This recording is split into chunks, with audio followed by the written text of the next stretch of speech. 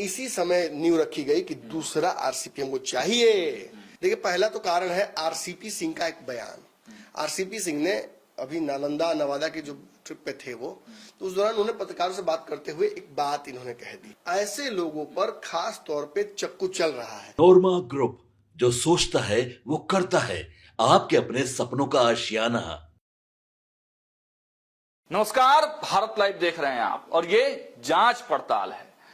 देखिए, जांच पड़ताल में हमारे पंचनामा वाले डॉक्टर साहब जांच पड़ताल करके दवाई भी बताते हैं। पंचनामा में तो वो चीर फाड़ करते हैं, लेकिन जांच पड़ताल में प्रॉपर तरीके से जांच पड़ताल करके दवाई देने का काम आज जदयू के लिए हमारे डॉक्टर साहब करने वाले हैं। देखिए, जनता दल यूनाइटेड एक ऐसी पार्टी जो लगातार 20 वर्षों से सत्ता में है। मुख्यमंत्री के चेहरे हैं नीतीश कुमार, और देखिए नीतीश कुमार अब यात्रा पर निकलने वाले हैं।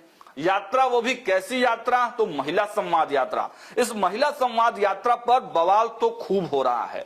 आपने देखा कि कई बयानबाजियां आई, लेकिन जो सबसे इंटरेस्टिंग बयानबाजी जो की गई है उनके सबसे करीबी मित्र लालू प्रसाद यादव के द्वारा की गई है। वो लगातार खबरें हम आपको दिखा रहे हैं और प्रतिक्रियाएं भी दिखा रहे हैं। लेकिन जो सबसे अहम और बड़ा सवाल है कि आखिर इस यात्रा के पहले ही जेडीयू में दो फाड़ कैसे हो गया है। जेडीयू में टूट हो सकती है, जेडीयू में अलग थलग हो सकती है। जेडीयू में कई नेता जो हैं वो बागी तेवर अख्तियार किए हुए हैं, तो कई बाहरी नेताओं को जनता दल यूनाइटेड में लाने की तैयारी है।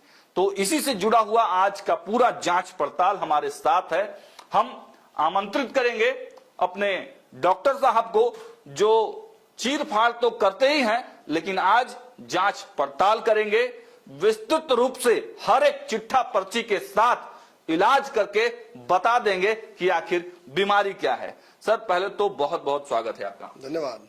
सर, नीतीश की यात्रा से पहले जदयू में तोड़फोड़, क्या है ये तोड़फोड़ सर? ये आपके सामने तोड़ और फोड़ दोनों है। ये हमने ही इस खबर को ब्रेक किया था कि एक नीतीश कुमार की पार्टी में पैटर्न स्टेब्लिश हो रहा है। कभी कुशवाहा, कभी कुर्मी, इनका राजनीतिक कत्लेआम हो रहा है। चुन चुन कर नहीं, कभी आप फिल्मों में देखे होंगे कि डॉक्टर्स को खोज के मारने लगा, हाई प्रोफाइल पॉलिटिशियंस को मारने लगा, सीरियल किलर है, मॉडल्स को मार रहा है। उसी तरह से नीतीश कुमार की पार्टी में कुर्मी कुशवाहा को लगता है जैसे चिन्हित कर करके, और खास तौर पे वैसे कुर्मी कुशवाहा को जो थोड़े बोल्ड हो, पॉलिटिकल बोल्ड फैसले लेते हो, जो इसके काफी करीब चले जाएं, ऐसे लोगों पर खास तौर पे चक्कू चल रहा है। अब मैं चाहूंगा कैमरामैन को जरा इधर आइए, इस तस्वीर को दिखाइए। मैं हमने पूर्व में भी ये तस्वीरें दिखाई हैं। ये आरसीपी सिंह है, नीतीश कुमार के बड़े प्रिय हैं। वो तस्वीर देखकर भी सबको समझ में आ रहा होगा, लेकिन अब नहीं है, एक कालांतर में थे। ये यहाँ आइए कैमरामैन, दिखाइए मनीष वर्मा। इनको इनका रिप्लेसमेंट माना गया था। एक मजेदार बात जानते हैं, आपके स्क्रीन पर इस वक्त तीन जो लोग हैं, तीनों एक ही जाति के हैं। अच्छा, तीनों कुर्मी जाति के हैं। नीतीश कुमार को अपनी जाति से प्रेम है, ये साबित करने के लिए यहाँ आरसीपी सिंह थे, है मतलब पूर्व में तो बहुत प्यार इनसे किया है, और उस प्रेम को कितना करते हैं कि इनके जाने के बाद एक और खोज के लिए आए आरसीपी सिंह। इनको आरसीपी 2 कहा जाता है, replacement of RCP Singh. Same style of politics, same style of profile, और एक ही जाति से आना, ये देखिए ये संयोग नहीं है। ये संयोग नहीं है। संयोग तो राजनीति में होता नहीं है, कम से कम हम जो राजनीति समझते हैं उसमें तो नहीं होता है। ये प्रयोग था, इत्तेफाक नहीं होता, ये प्रयोग था। और प्रयोग के साथ एक खास बात होगा, आप भी अपने लेबोरेटरी स्कूल में बचपन में कभी किए होंगे प्रयोग। प्रयोग के साथ दो ही चीजें हो सकती हैं, या तो सफल होगा या उसकी चर्चा नहीं होगी। कहीं विफल प्रयोग का चर्चा सुने हैं आप? कभी आप सुने हैं कि गए थे बनाने के लिए कोई नया मोलिकुलर स्ट्रक्चर और नहीं बना? नहीं, ऐसा नहीं हुआ। अगर बन गया है कि नहीं भाई कान दुखाने का दवाई बनाने गए थे तो बना दिए, 1000 बार फ्लॉप हुए, 2000 बार फ्लॉप हुए, 2 लाख 2 करोड़ बार फ्लॉप हुए, ये नहीं चर्चा होती है। वो एक बार हिट हुए तो नाम रख दिया था उस दवाई के पीछे के बाद पेनिसिलिन कौन बनाया? तो फलाना।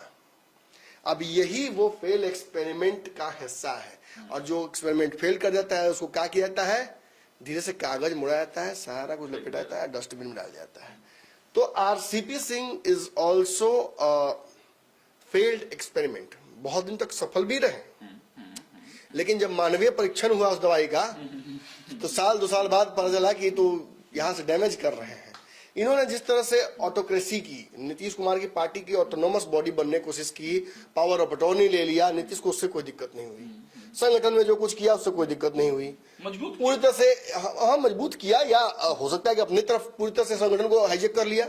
मैं तो इस तरह से भी बोल सकता हूँ ना, आरसीपी मतलब नीतीश, नीतीश मतलब जदयू, जदयू मतलब आरसीपी, यही ना हो गया था। जी बिल्कुल हो गया। कौन था दूसरा कोई? यहाँ तक कि लोग इतने चिढ़ने लगे थे कि इनके पीछे एक नाम रख दिया, आरसीपी टैक्स। नीतीश को इससे भी कोई दिक्कत नहीं हुई। अरे कुछ तो सच्चाई होगी, ऐसा ही थोड़ी कोई बेवफा होता है। बिल्कुल, धुआं तो कहीं ना कहीं तो हुआ ना, लेकिन फिर भी नीतीश को इससे कोई दिक्कत नहीं हुई। नीतीश को दिक्कत कहाँ हुई कि आरसीपी सिंह मुझे बाईपास करके जिस भाजपा को हमने सत्ता में बिहार की वापसी कराया, 15 में तो भाजपा खत्म हो गई थी बिहार में, केंद्र में बोल रही हो, उसको वापसी किसने कराया? नीतीश कुमार ने। और इन्होंने कहा कि हमको मंत्री एक नहीं कई चाहिए केंद्र में। आज नीतीश तैयार, मोदी तैयार नहीं हुए, अमित शाह रेडी नहीं हुए, इनका कोई नहीं बनेगा। वो 2 फार्मूला ललन सिंह का शेरवानी रह गया, नहीं जाएगी बात तो नहीं जाएगी, बात खत्म। और कई लोगों के बीच में छुट्टी हुई, मतलब उसमें कई लोगों का मन था कि हम भी मंत्री बनते नीतीश कुमार, लेकिन एक ही मंत्रालय दे रहे थे अमित शाह। फोन आया था, नीतीश ने कहा कि नहीं हम नहीं चाहिए, सांकेतिक भागीदारी नहीं चाहिए। वो एनडीए का फॉर्मूला था, वो सभी भागीदार को एक-एक ही दे। आप कैसे अब 8 को मंत्री है बिहार से, अब कह दे रहे हैं मोदी जी? समीकरण है, समीकरण केवल सहूलियत के लिए होता है। जब नीतीश कुमार लगते हैं माने बिहार में बांस छिलवाने, तो व्यवस्था वहां टाइट हो जाती है। यही देखिए राजनीति का तकाजा है, समझना पड़ेगा आपको। देखिए पहली बार आपके चलते हम वर्नेकुलर भी यूज कर लिए, बिहार का देसी भाषा। चलिए इसको इग्नोर किया जाए दर्शकों। कहने का मतलब यह है कि नीतीश कुमार ने आरसीपी सिंह को कभी केंद्रीय मंत्री बनने की सहमति नहीं दी। इन्होंने अपने पार्टी में किसी को इस बात की सहमति नहीं दी कि वो भाजपा से ज्यादा ताल्लुकात बढ़ाए, नेसेसरी रिश्ता रखे। और इसी कड़ी में आपने देखा कि पहले राउंड में जब मोदी 1 में इन्होंने मंत्रिमंडल लेने से इनकार कर दिया, दूसरे में भी इन्होंने मना किया, लेकिन माने नहीं। और आरसीपी सिंह ने क्या किया, एक मंत्रिमंडल अपने लिए सुरक्षित कर लिया, और एक पर तो नीतीश तैयार थे नहीं। बस वहीं ये सारा विवाद शुरू हो गया। उसके बाद उत्तर प्रदेश के चुनाव हुए, नीतीश कुमार ने कहा कि काम की जब ज्यादा भाजपा करीबी हो गए हैं तो उत्तर प्रदेश में हमको 4 सीट दिला दीजिए, जी सीट दिला दीजिए हमको गठबंधन में। इनसे नहीं हुआ, ललन सिंह पर खेल गए, इन पर जो कहा था कि शनि का प्रकोप शुरू हो गया। उसके बाद से इनका दिन दुनिया कंप्लीट था कि वो एक्सपेरिमेंट फेल हो गया, इनको हटाना है। इसी समय नींव रखी गई कि दूसरा आरसीपी हमको चाहिए। मैं अशोक चौधरी से, विजय चौधरी से, ललन सिंह से पार्टी नहीं चला सकता हूँ। ये पार्टी तो लौकुश की पार्टी है। उपेंद्र कुशवाहा को लाया गया, वो भी रिप्लेसमेंट नहीं हो पाया आरसीपी के। और अंततः ये नीतीश कुमार ने तय कर लिया कि मुझे एक और व्यक्ति चाहिए ऐसा। लेकिन हाल ही में आपने देखा क्या हुआ, इसी जगह मैंने दिखाया था आपको। लेकिन इससे पहले मेरा एक सवाल है सर, ठीक है आरसीपी सिंह फेल हो गए, जिस प्रोफाइल से आते थे, जो भी समीकरण आपने बताया, उपेंद्र कुशवाहा क्यों फेल हो गए? पहली बात, उपेंद्र कुशवाहा समाज से आते हैं, और कुशवाहा समाज के नेता कहीं के पास रखे हुए हैं ठंडे बस्ते में, जब चाहे झारपुर से निकाल लेंगे। भगवान कुशवाहा हो या बिहार सरकार के मंत्री हो या और भी जिस समीकरण जाते हैं वहां भी 2 कुशवाहा रहता है दूसरी पार्टी में। भाजपा में जाएंगे तो वहां कुशवाहा सम्राट चौधरी, जदयू में जाएंगे तो आलोक मेहता। तो नीतीश कुमार को कुशवाहा की दिक्कत नहीं है, वो बहुत है। हाँ कुर्मी चाहिए, विश्वास तो कुर्मी पर ज्यादा है ना, अपना जात तो कुर्मी है ना। कुशवाहा को तो हम यूज करते हैं राजनीति के लिए, कुशवाहा की तो कब्रगाह हमने खुद रखी है। खून में अंतर हो जाता है। अब ये मैं नहीं कहूंगा, इनको जरूर लगता होगा ये बात, जब वोट लेना होता है तो एक खून हो जाता है, बेटी रोटी का संबंध हो जाता है, लेकिन जब इनके काम निकल जाता है तो मुझे लगता है कुर्मी से पहले कुशवाहा की छुट्टी होती है। रामेश्वर कुशवाहा हाल के बड़े एग्जाम्पल इस चीज के रहे हैं। उसी कड़ी में आखिरी रामेश्वर महतो थे। अब आगे बढ़िएगा और पीछे जाइएगा तो बहुत नाम है, हमने तो वो सब दिखा दिया तो रिपीट नहीं करेंगे। लेकिन आज इस खबर में आप आए हैं तो कुछ विशेष खोजने आए हैं। ऊपर लिखा हुआ है आरसीपी की घर वापसी, इसका कारण है। देखिए पहला तो कारण है आरसीपी सिंह का एक बयान। आरसीपी सिंह ने अभी नालंदा नवादा के जो ट्रिप पे थे वो, तो उस दौरान उन्होंने पत्रकारों से बात करते हुए एक बात इन्होंने कह दी है। वो बात ये कही है कि ये किसी भी गठबंधन को लेकर, किसी पार्टी से, चाहे महागठबंधन में हो या इंडिया गठबंधन हो, जाने को लेकर अपनी पार्टी जो इनकी आशा है उसका गठबंधन करने को लेकर प्रिजुडिस्ड नहीं है, मतलब पूर्वाग्रह से ग्रसित नहीं है। यानी इसमें सटेंगे नहीं, उसमें जाएंगे नहीं, ये विचारधारा हमारे काम के लायक नहीं है, वो हिंदुवाद की विचारधारा रखते हैं, वो सेपरेटिस्ट हैं, वो तुष्टीकरण करते हैं मुसलमानों की, इससे इनको कोई फर्क नहीं पड़ता। इन्होंने साफ कह दिया है कि जहां फायदा होगा उधर रहेंगे, ये इन्होंने स्पष्ट कर दिया। इनके बयान का मतलब यही है। अभी बोले को गंगा जी में खड़ा होकर नहीं, हम, मेरा बोलने का मतलब ये था, आपने ये समझ लिया, जो भी हो मतलब यही है। काफी दिन से ही कर रहे हैं, नफ्स पकड़ते हैं, पता चलता कि डॉक्टर जैसा कि कौन बीमारी है इनको, इनकी बीमारी यही है, उसका इलाज क्या है वो बताते हैं। अब देखिए, इन्होंने तो सीधी बात है, नीतीश कुमार से कई बार इनके संवाद स्थापित किया गया। नीतीश कुमार नाम सुनते ही बिफर जा रहे हैं, भड़क जा रहे हैं, गुस्सा हो जा रहे हैं। कार्यालय में कोई पक्ष लेने जाता है, उसकी क्लास लग जाती है। हाल ही में उल्टे पुल्टे खबर आई थी कि ललन सिंह एक बार पॉलिसी लेने गए थे इनका, तो उनको भी रिवर्स पॉलिसी दे दिया गया, या आप ही एक पॉलिसी लेके जाइए। अब नाम सुन के ही भड़क गए, नहीं मान रहे हैं। इनकी वापसी के लिए रास्ता इनके यहाँ नहीं खुला हुआ है, और अगर चाहते भी होंगे कभी मन में, तो इनके पास 2 बैताल है। वो 2 बैताल चाहेगा नहीं कभी कि वापस आ जाए, समझ रहे ना। जब एक 42 स्पीड पे, एक 42 स्पीड पे, तो कहाँ माथा बिठिएगा, जगह नहीं है, ऑक्युपाइड है। तो ये नया बैताल को नहीं अपने पीठ पे बिठा पाएंगे, और बैठाने भी नहीं देगा कोई। इसी चक्कर में गड़बड़ा गया। अब इनका क्या है कि धीरे धीरे ये आरसीपी वाले फॉर्म में आ रहे थे, संगठन में एकदम तगड़ा घुस रहे थे, और ये कोशिश कर रहे थे कि जदयू को एक तरह से संगठनात्मक तौर पर हम हाईजेक कर लें, क्योंकि मेरे जातीय समीकरण पे आते हैं ना, जदयू जो है वो इनके जातीय समीकरण पे आती है।